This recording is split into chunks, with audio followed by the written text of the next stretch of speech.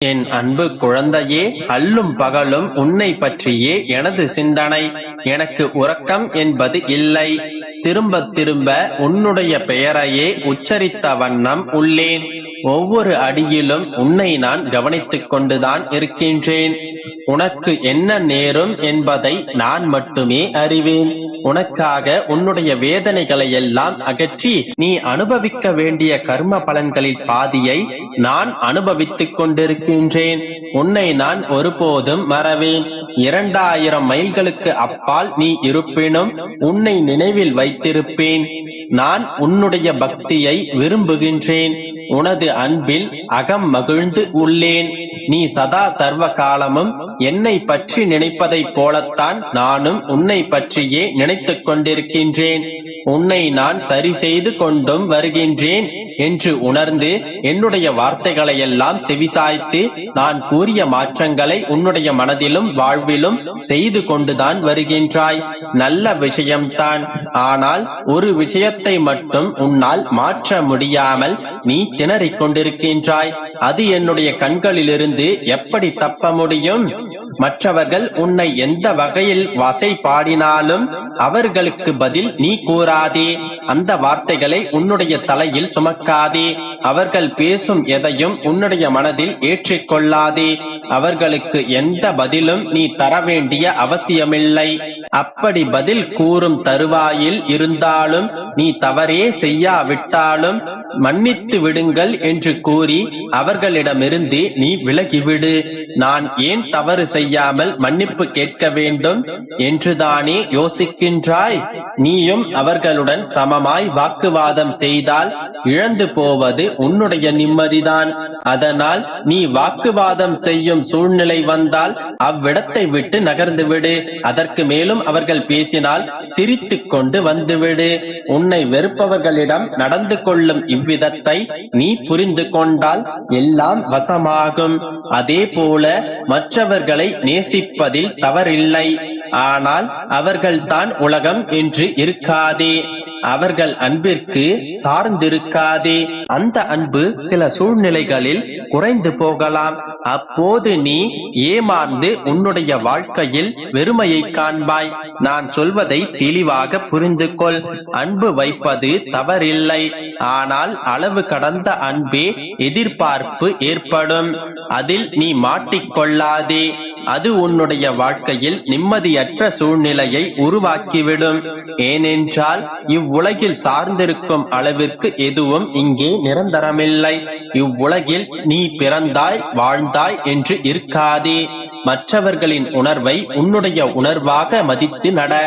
யாரும் யாருடனும் இறுதி வரை வரப்போவதில்லை என்ற உண்மையை புரிந்து கொள்ள முயற்சி செய்.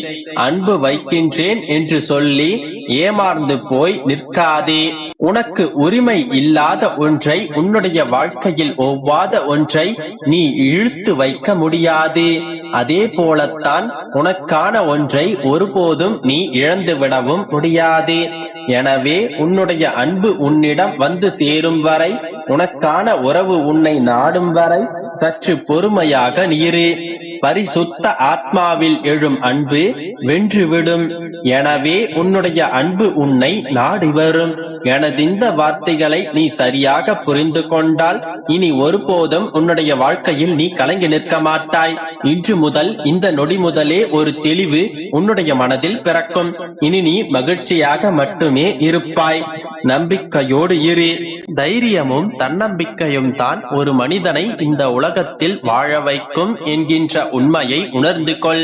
இப்போது நீ அடைய விரும்புவது ஒரு கடினமான இலக்கு. அந்த இலக்கை அடைய நிதானம் தவிர வேறு ஒரு உபாயம் இல்லை.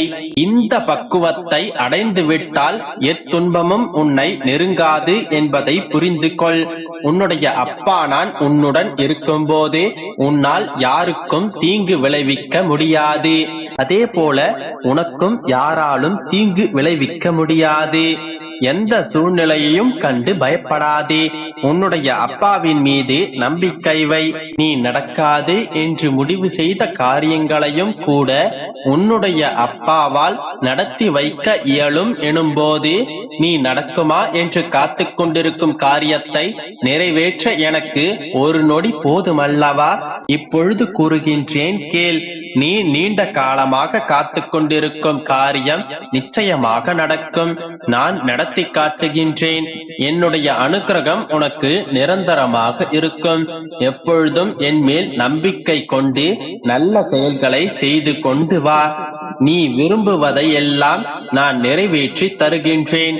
என் மீது உறுதியான நம்பிக்கை வைத்தால் நீ எதை பற்றியும் கவலைப்பட தேவையில்லை. இப்பொழுதும் சொல்கின்றேன், கவலைப்படாதே செல்லமே. எல்லாம் உன்னுடைய மனம் போலவே நடக்கும். எல்லாம் நிறைவாக நடக்கும். உன்னுடைய காத்திருப்பு வீண் போகாது.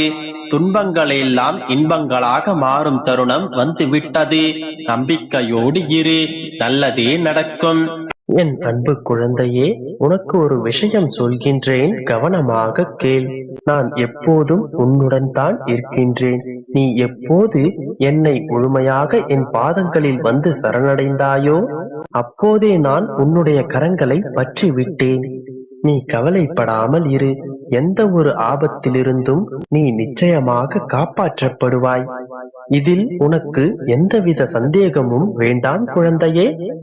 ஒவ்வொரு வினாடியும் நான் உன்னுடன் தான் இருக்கின்றேன் என்பதை ஒருபோதும் மறந்து போகாதே என் செல்லமே. நீ எதிர்பார்க்காத நொடிகளில் உனக்கான பல ஆச்சரியங்களை உனக்கு நான் கொடுக்க போகின்றேன். மகிழ்ச்சியோடு இரு என் தங்கமே. வாழ்க்கையில் சலிப்பும் துக்கமும் துயரமும் இருக்கின்றது என்று கவலைப்படாதே. மனம் புண்ணாய் போனதே என்று வருந்தாதே. இதோ என்னுடைய கரங்களால் உன்னை வருடிக்கொண்டு உன் பக்கத்திலேயே தான் இருக்கின்றேன். மிக விரைவில் உன்னை புண்ணாக்கும் நாள் நிச்சயம் வரும். குழந்தையே, நீ வாழ்க்கையில் முன்னேற வேண்டுமென்றால் நீ விட்டு செல்ல வேண்டியது கால் தடங்களை மட்டுமல்ல, ஏளனம், எதிர்பார்ப்பு, அவமானம், ஏமாற்றம் மற்றும் துரோகங்களையும் தான். ஏன் நீ சிறு விஷயங்களை கூட பெரிதாக நினைத்து கொண்டு உன்னுடைய நிம்மதியை கெடுத்துக் கொண்டிருக்கின்றாய்?